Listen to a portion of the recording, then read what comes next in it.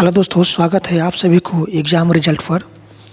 दोस्तों, आज हम आपके लिए लेकर आया हूँ क्लास 8 का हिस्ट्री और इसमें चैप्टर 1 से लेकर 8 तक जितने भी प्रश्न दिया हुआ है एनसीईआरटी और एससीईआरटी किताब का, वो सभी प्रश्न को एक एक करके चैप्टर वाइज हम इस वीडियो में पढ़ने वाले हैं।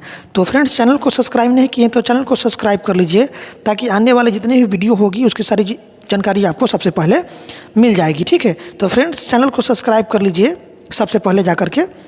और आज हम पढ़ेंगे क्लास 8 का हिस्ट्री। ठीक है, आप जानते हैं कि क्लास 8 का जो हिस्ट्री है इसमें पहला आपका चैप्टर दिया हुआ है, चैप्टर 1 है, पाठ का नाम है कब, कहाँ और कैसे। ठीक है, तो इसमें जितने भी प्रश्न दिया हुआ है उसको सबको पढ़ते हैं। फिर इसका अगला चैप्टर आएगा, चैप्टर 2, चैप्टर 3, चैप्टर 4, इस तरह से जितने भी चैप्टर है इसमें दिया हुआ उस सभी चैप्टर को आज हम एक ही वीडियो में समाप्त कर देंगे। ठीक है, एक ही वीडियो में सारा चैप्टर को हम समाप्त कर देंगे। तो चैनल को सब्सक्राइब नहीं किए तो चैनल को सब्सक्राइब कर लीजिए। ठीक है, तो आइए शुरुआत करते हैं पहला क्वेश्चन से। आपके सामने पहला क्वेश्चन है, अध्ययन की सुविधा के लिए इतिहास को कितने कालखंडों में बांटा गया है? तो यह है 3 कालखंडों में। ठीक है, अगले प्रश्न की ओर चलते हैं। अगला प्रश्न है आपके सामने, यूरोप में आधुनिक काल कब से आरंभ हुआ? तो ये हुआ था आपका 15वीं से 16वीं सदी। अगले प्रश्न की ओर चलते हैं। अगला प्रश्न है, अमेरिका की खोज किसने किया? तो यह करने वाला था आपका कोलंबस। अगले प्रश्न की ओर चलते हैं, प्रश्न नंबर 4 की तरफ, भारत की खोज किसने किया था? तो यह करने वाला था वास्को डी गामा। ठीक है, भारत की खोज किसने किया था?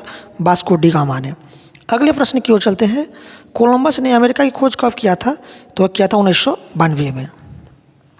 अगले प्रश्न की ओर चलते, प्रश्न नंबर 6 है, कोलंबस कहाँ का रहने वाला है? तो यह रहने वाला था स्पेन का। ठीक है, अगले प्रश्न की ओर चलते हैं। प्रश्न नंबर 7 है, पुर्तगाल का रहने वाला कौन था? तो यह था वास्को डी गामा। अगले प्रश्न की ओर चलते हैं। अगला प्रश्न है, वाणिज्यवाद के सिद्धांत का विकास कब हुआ था? तो हुआ था 16वीं सदी में।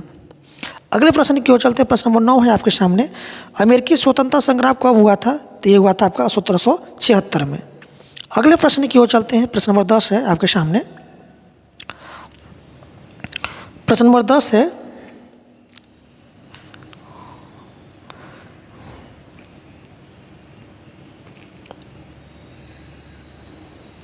प्रश्न नंबर 10 है आपके सामने,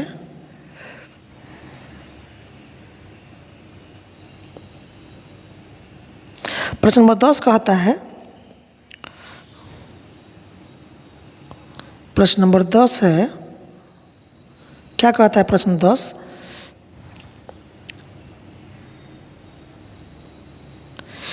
उड़ीसा को बिहार से कब अलग किया गया? तो किया गया था 1936 में। ठीक है, उड़ीसा बिहार से कब हुआ था? 1936 में, याद रखिएगा। अगले प्रश्न की ओर चलते हैं। प्रश्न नंबर 11 है आपके सामने, 1912 में अंग्रेजों ने बिहार एवं उड़ीसा को किससे अलग किया था? तो ये किया था आपका बंगाल से। ठीक है, 1912 में अंग्रेजों ने बिहार एवं उड़ीसा को किससे अलग किया था? बंगाल से। अगले प्रश्न की ओर चलते हैं। प्रश्न नंबर 12 है आपके सामने, किसमें सरकारी दस्तावेज को सुरक्षित रखा जाता है? तो यह है आपका अभिलेखागार। अगले प्रश्न की ओर चलते हैं। प्रश्न नंबर 13 है आपके सामने। प्रश्न नंबर 13 है कि पूंजीपतियों का मुख्य उद्देश्य क्या था? तो यह था आपका अधिक से अधिक लाभ कमाना। अगले प्रश्न की ओर चलते हैं। प्रश्न नंबर 14 है आपके सामने। प्रश्न नंबर 14 कहता है कि भारत में पहली जनगणना कब हुई थी? तो हुआ था 1881 में। ठीक है, अगले प्रश्न की ओर चलते हैं। प्रश्न नंबर 15 है आपके सामने, मिट्टी के बर्तन किस काल में थे? तो यह था आपका प्राचीन काल में। ठीक है, अगले प्रश्न की ओर चलते हैं। प्रश्न नंबर 16 है, क्या आज़ादी के पहले हमारे देश की जो भौगोलिक सीमा थी आज़ादी के बाद भी वही रह गई? तो नहीं। अगले प्रश्न की ओर चलते हैं। प्रश्न नंबर 17 है, मशीनों से वस्तु के उत्पादन की प्रक्रिया को क्या कहा जाता है? इसको कहते हैं औद्योगिक क्रांति। तो चैप्टर 1 में जो दिया हुआ प्रश्न था वो सभी पढ़ लिए। अब हमारा चैप्टर 2 होगा। अगला अध्याय चैप्टर 2 है, पाठ का नाम है भारत में अंग्रेजी राज की स्थापना। चलिए शुरुआत करते हैं पहला क्वेश्चन से। इस चैप्टर का पहला प्रश्न है, अंग्रेज भारत में किस उद्देश्य से आए थे? तो इसका उद्देश्य था आने का व्यापार करने के लिए। ठीक है, अंग्रेज भारत में किस उद्देश्य से भारत आया था? भारत में आने का उद्देश्य क्या था अंग्रेजों का? व्यापार के लिए आया था। ठीक है, अगले प्रश्न की ओर चलते हैं। अगला प्रश्न है प्रश्न नंबर 2 आपके सामने। आरंभ में भारत तथा यूरोप के व्यापारिक संबंध किस व्यापारियों के कारण स्थापित हुआ था? तो ये आपका था अरबों के कारण। अगला प्रश्न है आपके सामने, किस शताब्दी के लगभग यूरोप के व्यापारी लाल सागर होते हुए स्थल मार्ग द्वारा भारत आने जाने लगे थे? तो ये था 15वीं शताब्दी में। अगले प्रश्न की ओर चलते हैं। अगला प्रश्न है, सबसे पहले समुद्री मार्ग से भारत पहुंचने वाला नाविक व्यापारी कौन था? तो यह था आपका Vasco da Gama. Vasco da Gama ही सबसे पहले समुद्री मार्ग से भारत आने वाला व्यापारी था। ठीक है, अगले प्रश्न की ओर चलते हैं। अगला प्रश्न है आपके सामने, वास्को डी गामा 1948 में भारत के किस तट पर पहुंचा था? तो ये पहुंचा था पश्चिमी तट पर। ठीक है, अगले प्रश्न की ओर चलते हैं। अगला प्रश्न है आपके सामने, ईस्ट इंडिया कंपनी की स्थापना कब हुआ था? तो ये हुआ था 1600 में। अगले प्रश्न की ओर चलते हैं। अगला प्रश्न है आपके सामने, ईस्ट इंडिया कंपनी की स्थापना कहाँ के व्यापारियों ने किया था? तो यह किया था आपका कहाँ के व्यापारी? इंग्लैंड के व्यापारी ने किया था। अगले प्रश्न की ओर चलते हैं। अगला प्रश्न है आपके सामने, ईस्ट इंडिया कंपनी ने बक्सर युद्ध कब जीता? तो जीता था 1764 में। अगले प्रश्न की ओर चलते हैं। अगला प्रश्न है आपके सामने, बक्सर के युद्ध ने किसको बंगाल की राजनीतिक शक्ति बना दी? तो यह बनाया था आपको कंपनी को। ठीक है, अगले प्रश्न की ओर चलते हैं। अगला प्रश्न है आपके सामने, अंग्रेजों ने अपने शासनकाल में जमकर किस देश का आर्थिक शोषण किया था? तो यह किया था भारत का। अगले प्रश्न की ओर चलते हैं। अगला प्रश्न है आपके सामने, मराठों के विरुद्ध कंपनी की सफलता ने किस भारत में उसका प्रभुत्व बढ़ा दिया था? तो यह हुआ था पश्चिमी भारत का। अगले प्रश्न की ओर चलते हैं। अगला प्रश्न है आपके सामने, कंपनी ने टीपू सुल्तान और हैदर अली के साथ युद्ध जीतकर किसको अपने अधीन कर लिया था? तो यह था मैसूर को। अगले प्रश्न की ओर चलते हैं। अगला प्रश्न है, मुगल बादशाह और औरंगजेब की मृत्यु कब हुआ था? तो यह हुआ था आपका 1707 में। मुगल बादशाह औरंगजेब की मृत्यु कब हुआ था? 1707 में, याद रखिएगा। अगले प्रश्न की ओर चलते हैं। अगले प्रश्न है आपका, भारत और यूरोप के बीच स्थल मार्ग से होने वाले व्यापार में किसकी भूमिका थी? तो यह था फ्रांस व्यापारियों की। अगले प्रश्न की ओर चलते हैं। प्रश्न नंबर 15 है आपके सामने, मुंगेर किस नदी के किनारे बसा है? तो यह बसा है आपका गया नदी के किनारे। ठीक है, अगले प्रश्न की ओर चलते हैं। प्रश्न नंबर 16 है आपके सामने, दस्तक अंग्रेज पदाधिकारियों द्वारा निर्गत किया गया एक प्रमाण पत्र था जिसको दिखाने पर क्या नहीं लगता था? तो व्यापारिक शुल्क नहीं लगता था। ठीक है, अगले प्रश्न की ओर चलते हैं। प्रश्न नंबर 17 है आपके सामने, मुंगेर गंगा नदी के किनारे किस शासक का किला है? मुंगेर गंगा नदी के किनारे किस शासक का किला है? तो यह है आपका मीर कासिम का, याद रखिएगा। तो चैप्टर 2 में जो दिया हुआ था प्रश्न था उसको हम पढ़ लिए। अब हमारा अगला अध्याय शुरुआत होगा, ग्रामीण जीवन और समाज, अंग्रेजी शासन और भारत के गांव। हमारा यह अगला अध्याय है, चैप्टर 3। चलिए, इसमें जो दिया हुआ था प्रश्न उसको पढ़ लेते हैं। पहला प्रश्न है कि आरंभ से ही कहाँ की अधिकांश आबादी गांव में रहती आई है? तो यह आपका भारत का। अगले प्रश्न की ओर चलते हैं। अगला प्रश्न नंबर 2 है कि भारत की अर्थव्यवस्था किस पर आधारित है? तो ये आपका है कृषि पर। अगले प्रश्न की ओर चलते हैं। प्रश्न नंबर 3 है, किस गांव के लोग मिलजुल कर रहते थे और आपसी झगड़ा को वे स्वयं सुलझा लेते थे? तो ये था आपका भारत का। अगले प्रश्न की ओर चलते हैं। प्रश्न नंबर 4 है आपके सामने, अस्थाई बंदोबस्त कहाँ लागू हुआ? तो ये लागू हुआ था बंगाल में। अगले प्रश्न की ओर चलते हैं, भूमि का स्वामी किसे बनाया गया? तो ये बनाया गया था जमींदारों को। अगले प्रश्न की ओर चलते हैं। प्रश्न नंबर 6 है, अधिक कर वसूलने के लिए अंग्रेज लगान वसूलने के अधिकार को नीलामी करने लगे, इसे कौन सा व्यवस्था कहा गया? तो इसको कहा गया था ठेकेदारी व्यवस्था। अगले प्रश्न की ओर चलते हैं। अगला प्रश्न है कि महलवारी व्यवस्था कहाँ लागू किया गया? तो यह किया गया था आपका पंजाब, दिल्ली, पश्चिमी उत्तर प्रदेश, इनमें से सभी इसका आंसर हो जाएगा। अगला प्रश्न की ओर चलते हैं। अगला प्रश्न है आपके सामने, भारतीय किसान आंदोलन किसने चलाया? तो यह चलाने वाला था आपका महात्मा गांधी। अगले प्रश्न की ओर चलते हैं। अगला प्रश्न है, अंग्रेजों के आने के पहले भूमि का मालिक कौन होता था? तो ये था राजा। अगले प्रश्न की ओर चलते हैं। अगला प्रश्न आपके सामने है, प्रश्न नंबर 10 है कि रायतवारी व्यवस्था में जमीन का मालिक किसे माना गया? तो इसको यह किसान को माना गया था। ठीक है, अगले प्रश्न की ओर चलते हैं। प्रश्न नंबर 11 है, अंग्रेजी शासन द्वारा भारत में अपनाई गई नई भूमि व्यवस्थाओं का प्रमुख उद्देश्य क्या था? तो यह था आपका अपनी आय बढ़ाना। अगले प्रश्न की ओर चलते हैं। अगला प्रश्न है, किस सदी में किसानों ने भूमि संबंधी परिवर्तन, जमींदारों एवं महाजनों द्वारा शोषण एवं लगान वृद्धि के कारण आंदोलन किया था? तो ये किया था आपका 19वीं सदी में। ठीक है, अगले प्रश्न की ओर चलते हैं। अगला प्रश्न आपके प्रश्न नंबर 13 है, किस खेती से कंपनी ने अपना राजस्व बढ़ाया था? तो यह आपका नील की खेती। अगले प्रश्न की ओर चलते हैं। प्रश्न नंबर 14 है आपके सामने, किस आंदोलन के कारण किसानों को नील उपजाने से मुक्ति मिली? तो यह हुआ था चंपारण सत्याग्रह।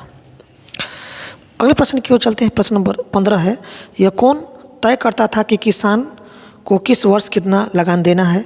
तो यह तय करता था आपका जमींदार। ठीक है, किसानों को किस वर्ष कितना लगान देना है, यह तय करने वाला कौन था? जमींदार। तो इस तरह से चैप्टर 3 में जो प्रश्न दिया था वो सब पढ़ लिए। अब हमारा अगला अध्याय होगा अध्याय 4, उपनिवेशवाद एवं जनजातीय समाज। चलिए इसमें जो दिया हुआ प्रश्न उसको पढ़ते हैं। पहला प्रश्न है आपके सामने, जनजातीय समाज के लोगों को आम भाषा में क्या कहा जाता था? तो इसको कहा जाता था आदिवासी।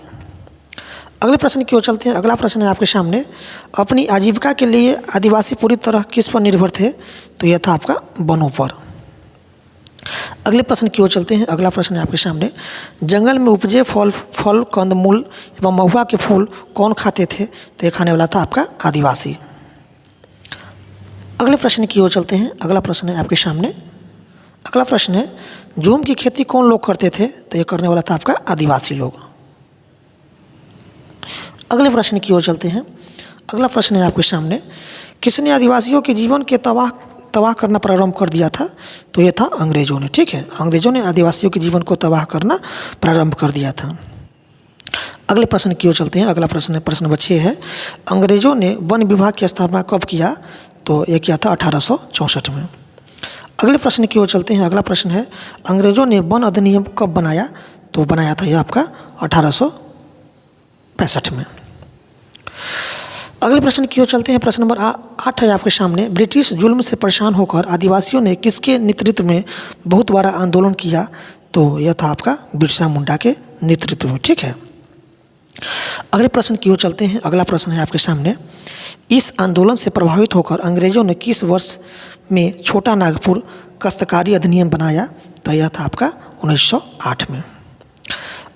अगले प्रश्न की ओर चलते हैं। अगला प्रश्न है, आगे चलकर आदिवासी किसके आंदोलन में हिस्सा लेकर देश की मुख्य धारा से जुड़ गए? तो यह था आपका महात्मा गांधी जी के। अगले प्रश्न की ओर चलते हैं। अगला प्रश्न नंबर 11 है, आगे चलकर आदिवासी गांधी जी के किस आंदोलन में जुड़े थे? तो यह था आपका सविनय अवज्ञा आंदोलन। अगले प्रश्न की ओर चलते हैं। अगला प्रश्न है कि नागा जनजाति की मांग पर किस वर्ष में नागालैंड नामक राज्य का गठन किया गया? तो यह किया गया था 1963 में। नागा जनजाति की मांग पर किस वर्ष में नागालैंड नामक राज्य का गठन किया गया था? तो 1963 में।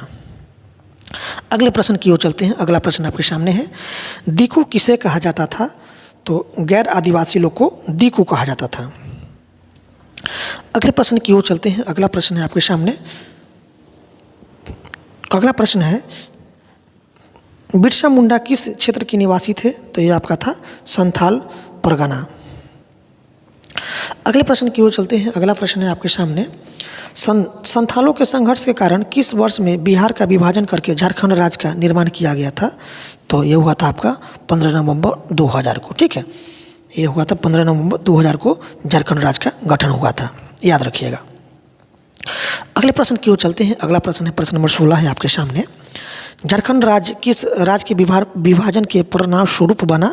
तो ये बना था, इसमें तो बिहार तो है ही नहीं ऑप्शन, तो बिहार था, तो इसमें इनमें से कोई नहीं ऑप्शन हो जाएगा। ठीक है, झारखंड राज्य जो है बना था यह बिहार राज्य से अलग होकर के, तो ऑप्शन में बिहार नहीं दिया हुआ है, तो इनमें से कोई नहीं होगा। ठीक है, अब हमारा अगला अध्याय होगा अध्याय 5।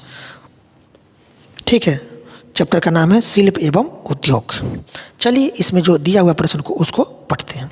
पहला प्रश्न है इसमें दिया हुआ, इनमें से कौन प्राचीन काल से ही कृषि प्रधान देश रहा है? तो ये है आपका भारत। अगले प्रश्न की ओर चलते हैं। अगला प्रश्न है आपके सामने, किस उद्योग में भारत विश्व प्रसिद्ध था? तो ये आपका था वस्त्र उद्योग में। अगले प्रश्न की ओर चलते हैं। अगला प्रश्न है आपके सामने, प्रश्न नंबर 3 है। भारत में ब्रिटिश शासन स्थापित होने के बाद भारतीय शिल्प तथा उद्योग की स्थिति क्या हुई? तो ये हुआ था, बहुत ही खराब हुआ था। अगले प्रश्न की ओर चलते हैं। प्रश्न नंबर 4 है आपके सामने। भारत से कच्चा माल कहाँ जाने लगा था? तो इंग्लैंड जाने लगा था। ठीक है। अगले प्रश्न की ओर चलते हैं। अगला प्रश्न है आपके सामने। इंग्लैंड की सरकार ने मुक्त व्यापार की नीति किस वर्ष अपनाई? तो ये अपनाया था 1813 में। अगले प्रश्न की ओर चलते हैं। अगला प्रश्न है आपके सामने। जमशेदजी टाटा ने झारखंड राज्य के साकची नामक स्थान पर लोहे का एक बड़ा कारखाना कब स्थापित किया था? तो ये किया था 1907 में। अगले प्रश्न की ओर चलते हैं। अगला प्रश्न है आपके सामने। 18वीं शताब्दी में भारत का प्रमुख उद्योग निम्नलिखित में से कौन था? तो यह था आपका वस्त्र उद्योग। अगले प्रश्न की ओर चलते हैं। अगला प्रश्न है आपके सामने। विश्व का एक प्रमुख कपड़ा उत्पादक देश कौन है? तो यह आपका है अमेरिका। अगले प्रश्न की ओर चलते हैं। प्रश्न नंबर 9 है आपके सामने। Federation of Indian chambers of commerce and industry की स्थापना कब हुई? तो यह हुआ था आपका 1927 में। अगले प्रश्न की ओर चलते हैं। प्रश्न नंबर 10 है आपके सामने। जूट उद्योग का प्रमुख केंद्र कहाँ था? तो यह था आपका बंगाल में। अगले प्रश्न की ओर चलते हैं। प्रश्न नंबर 11 है। All India trade union Congress की स्थापना कब हुई थी? तो यह हुआ था 1920 में। अगले प्रश्न की ओर चलते हैं। अगला प्रश्न है आपके सामने। ऊनी वस्त्र उद्योग कहाँ है? तो यह है आपका कश्मीर में। अगले प्रश्न की ओर चलते हैं। प्रश्न नंबर 13 है आपके सामने। कौन सी सरकार ने इंग्लैंड के कपड़ा उद्योग को बढ़ावा देने के लिए मुक्त व्यापार की नीति अपनाई? तो यह था अंग्रेजी सरकार। अगले प्रश्न की ओर चलते हैं। अगला प्रश्न है प्रश्न नंबर 14। नील बागान उद्योग कहाँ है? तो यह आपका है चंपारण में। अगले प्रश्न की ओर चलते प्रश्न नंबर 15 है। मजदूरों की मजदूरी तय करने के लिए सरकार ने कौन सा नियम बनाया था? तो यह बनाया था न्यूनतम मजदूरी कानून। अगले प्रश्न की ओर चलते हैं। प्रश्न नंबर 16 है आपके सामने। अपने अधिकारों को प्राप्त करने के लिए लोकतांत्रिक तरीकों का सहारा किसे लेना पड़ा था? तो ये लेना पड़ा था जमींदारों को। तो इस तरह से चैप्टर 5 में जो दिया हुआ था प्रश्न उसको पढ़ लिए। अब हमारा अगला चैप्टर है चैप्टर 6। पाठ का नाम है अंग्रेजी शासन के खिलाफ संघर्ष 1857 का विद्रोह। चलिए इसमें जो दिया हुआ है प्रश्न को उसको पढ़ते हैं। पहला प्रश्न ये दिया हुआ है कि 1857 का विद्रोह किसने किया था? तो यह करने वाला था सैनिक। अगले प्रश्न की ओर चलते हैं। अगला प्रश्न है कि सिपाही विद्रोह के नाम से किसे जाना जाता है? तो यह जाना जाता है 1857 के विद्रोह को सिपाही विद्रोह के नाम से जाना जाता है। अगले प्रश्न की ओर चलते हैं। अगला प्रश्न प्रश्न नंबर 3 है। सैनिकों के बीच कौन सा अफवाह फैली हुई थी? तो यह अफवाह था राइफल की कारतूस। अगले प्रश्न की ओर चलते हैं। प्रश्न नंबर 4 है आपके सामने। राइफल में किसका चर्बी लपेटा गया था जिसके कारण 1857 का विद्रोह हुआ था? तो यह था गाय और सुअर की चर्बी। अगले प्रश्न की ओर चलते हैं। प्रश्न नंबर 5 है कि बैरकपुर छावनी एक युवा सिपाही कौन थे? बैरकपुर छावनी के एक युवा सिपाही कौन थे जिसने राइफल लेने से इनकार कर दिया था? तो यह था आपका मंगल पांडे। अगले प्रश्न की ओर चलते हैं। अगला प्रश्न प्रश्न नंबर 6 है कि 1857 के विद्रोह में किसने एक अंग्रेज पदाधिकारी की हत्या कर दी थी? तो यह करने वाला था आपका मंगल पांडे। अगले प्रश्न की ओर चलते हैं। प्रश्न नंबर 7 है आपके सामने। 1857 के विद्रोह में किसे फांसी की सजा दी गई थी? तो यह था आपका मंगल पांडे। प्रश्न नंबर 8 है आपके सामने कि 1857 के विद्रोह में बिहार से किसने नेतृत्व किया था? तो यह करने वाला था बाबू वीर कुंवर सिंह। अगले प्रश्न की ओर चलते हैं। प्रश्न नंबर 9 है आपके सामने कि 1857 का विद्रोह कहाँ से प्रारंभ हुआ था? तो यह हुआ था मेरठ से, याद रखिएगा। अगले प्रश्न की ओर चलते हैं। प्रश्न नंबर 10 है आपके सामने।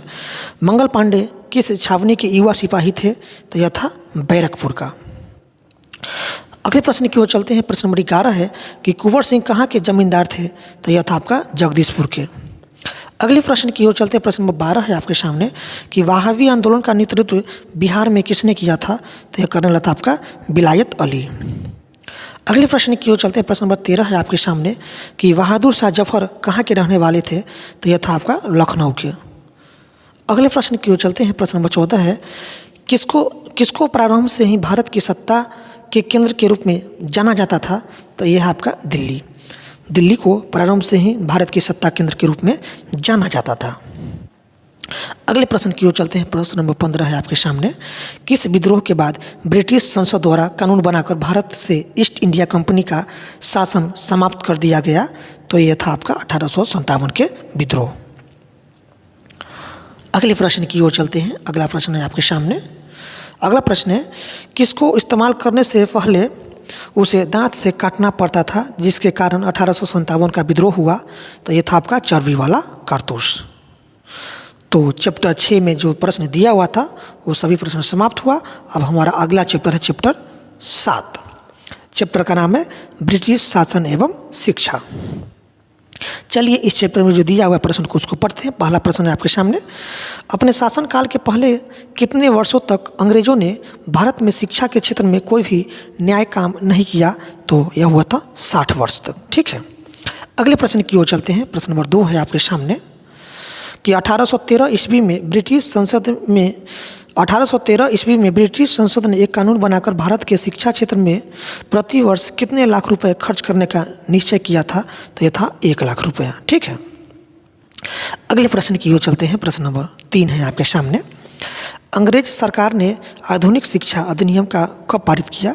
अंग्रेज सरकार ने आधुनिक शिक्षा अधिनियम कब पारित किया था? तो यह पारित किया था 1835 को। अगले प्रश्न की ओर चलते हैं। अगला प्रश्न है आपके सामने कि आधुनिक शिक्षा अधिनियम, इस अधिनियम के तहत यह तय किया गया कि शिक्षा का माध्यम क्या रखा जाए? तो अंग्रेजी। अगले प्रश्न की ओर चलते हैं। प्रश्न नंबर 5 है आपके सामने। उच्च शिक्षा को नियमित करने के लिए 1857 में कहाँ विश्वविद्यालय बनाए गए थे? तो यह कोलकाता, मुंबई, मद्रास, ये सभी जगह जो है ना 1857 में जो है ना नियमित शिक्षा को चलाने के लिए 1857 में कोलकाता में, दिल्ली में, मद्रास में सभी जगह विश्वविद्यालय खोले गए थे। अगले प्रश्न है आपके सामने। रविंद्रनाथ टैगोर ने अपना स्कूल शांति निकेतन की शुरुआत कब किया था? तो किया था आपका 1901 में। याद रखिएगा, रविंद्रनाथ टैगोर ने अपना एक स्कूल खोला था शांति निकेतन, जिसका स्थापना कब हुआ था? 1901 में। अगले प्रश्न की ओर चलते हैं। अगला प्रश्न है आपके सामने। 1935 में बनाई गई शिक्षा नीति के तहत कहाँ आधुनिक शिक्षा विकसित होने लगी थी? तो यह हुआ था बिहार में। अगले प्रश्न की ओर चलते हैं। अगला प्रश्न है आपके सामने। पटना में कॉलेजिए स्कूल की स्थापना कब हुई थी? तो यह था 1935 को। अगले प्रश्न की ओर चलते हैं। प्रश्न नंबर 9 है आपके सामने। एशियाटिक सोसाइटी ऑफ बंगाल की स्थापना किसने किया था? तो यह करने वाला था आपका वारेन हेस्टिंग्स। अगले प्रश्न की ओर चलते हैं। प्रश्न नंबर 10 है आपके सामने। किनका विचार था कि वर्तमान शिक्षा व्यवस्था से बच्चों की रचनात्मक शक्ति नष्ट हो जाती है? तो यह विचार था आपका रविंद्रनाथ टैगोर का। अगले प्रश्न की ओर चलते हैं। अगला प्रश्न है कि अंग्रेजी शिक्षा के विरुद्ध कौन था? तो यह था आपका महात्मा गांधी। अगले प्रश्न की ओर चलते हैं। अगला प्रश्न है आपके सामने। किनका विचार था कि भारतवासियों को अंग्रेजी शिक्षा का ज्ञान हो जाए? तो यह विचार था आपका टॉमस मैकाले का। अगले प्रश्न की ओर चलते हैं। प्रश्न नंबर 13 है आपके सामने। कौन चाहते थे भारत में शासन संचालन के लिए भारतीयों को अपनी सेवा में ले लिया जाए? तो यह था आपका अंग्रेज। अगले प्रश्न की ओर चलते हैं। अगला प्रश्न है आपके सामने। प्राचीन संस्कृतियों का सम्मान किसने किया? तो यह करने वाला था आपका विलियम जोन्स। अगले प्रश्न की ओर चलते हैं। प्रश्न नंबर 15 है आपके सामने कि 1945 में मुजफ्फरपुर में हाई स्कूल सरकार द्वारा स्थापित किया गया, जिसे क्या कहा गया? तो इसको कहा गया जिला स्कूल। ठीक है, 1945 में मुजफ्फरपुर में एक हाई स्कूल सरकार द्वारा स्थापित किया गया था, जिसे क्या कहा गया? जिला स्कूल। तो इस तरह से चैप्टर 7 में जो प्रश्न दिया हुआ था सही प्रश्न समाप्त हुआ। अब हमारा अगला अध्याय है अध्याय 8।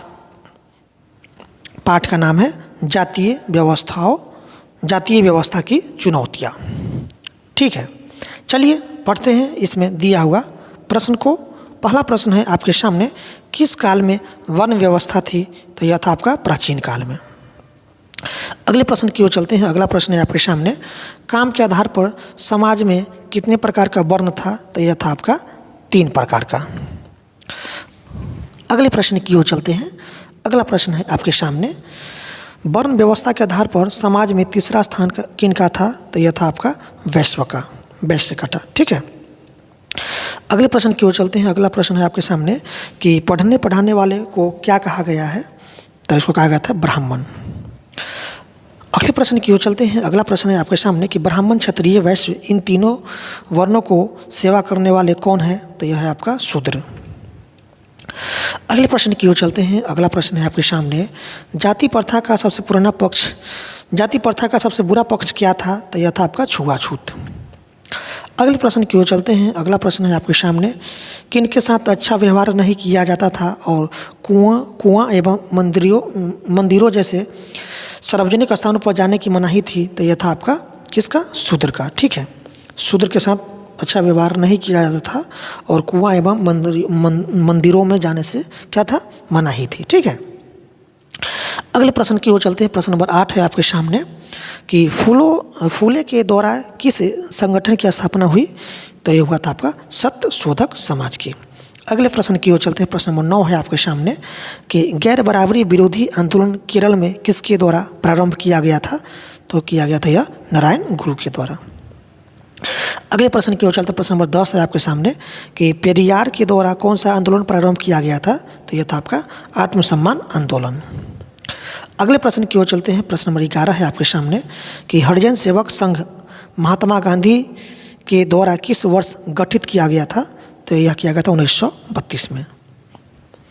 अगले प्रश्न की ओर चलते हैं। प्रश्न नंबर 12 है आपके सामने, किस वर्ष में बहिष्कृत हितकारिणी सभा की स्थापना हुआ था? तो यह हुआ था आपका 1924 में।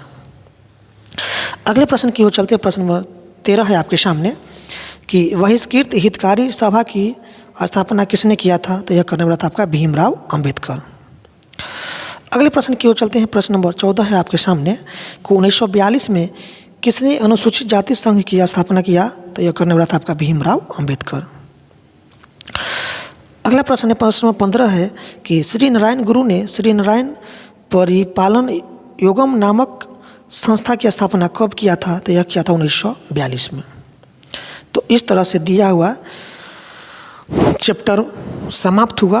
क्लास 8 का हिस्ट्री था और इसका जो बचा हुआ चैप्टर है चैप्टर 9 से लेकर के जो अगला चैप्टर इसका होगा चैप्टर 14, क्योंकि क्लास 8 का हिस्ट्री में टोटल 14 चैप्टर है तो एक वीडियो में असंभव था क्योंकि वीडियो लंबी हो जाती, इसलिए हम आज आपको चैप्टर 1 से लेकर के चैप्टर 8 तक पढ़ा दिए। अब इसका जो बचा हुआ चैप्टर है चैप्टर 9 से लेकर के चैप्टर 14 तक, इसका वीडियो कॉल हम आपको लेकर आएंगे आपके सामने। ठीक है, तो चैनल को सब्सक्राइब कर लीजिए और अधिक से अधिक अपने दोस्तों में शेयर कीजिए। धन्यवाद।